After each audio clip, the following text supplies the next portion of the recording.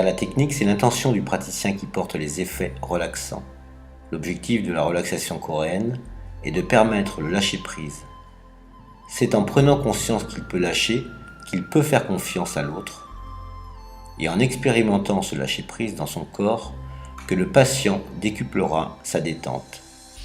La volonté de tout contrôler, souvent une forme atténuée de la névrose d'angoisse, se lit dans le corps.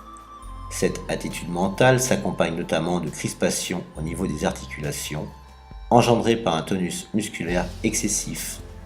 Elle se révèle par l'impossibilité de se laisser manipuler passivement, sans reprendre l'initiative du mouvement, soit pour s'opposer, soit pour aider le praticien en anticipant sur ses gestes.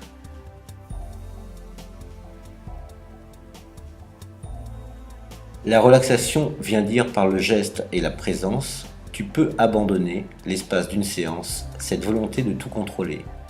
Tu peux sentir comment c'est de vivre l'absence de tension dans chacune de tes articulations. Et elle ajoute, si c'est impossible pour toi de le vivre complètement, respecte cela, respecte les peurs, les tristesses, les colères qui sont derrière, mais sens que par moment ou par endroit, tu peux aussi ne rien faire, ne pas agir et sens comme c'est bon. Pour permettre ce décrochage chez le receveur, le praticien soigne sa qualité de présence. Dans l'idéal, sa présence devrait être absolument constante dans son intensité.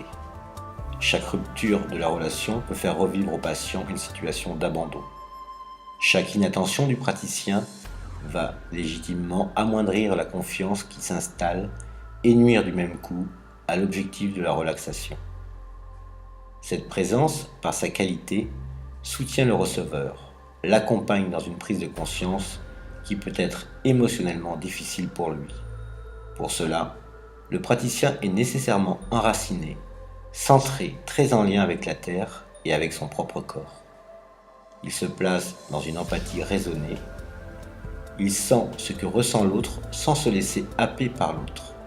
Pour se protéger et pour rester efficace, il évite de se laisser gagner par les tensions ou les résistances de son patient. Mais il comprend ses blocages, les respecte et compatit aux douleurs qu'ils entraînent. C'est en accueillant ces tensions, en leur laissant une place, en leur donnant le temps de dire leur sens, qu'il aidera le receveur à les résoudre. Une attitude qui consisterait à lutter contre, à vouloir pour l'autre obtenir une détente contre lui-même, ne déboucherait que sur un renforcement des résistances.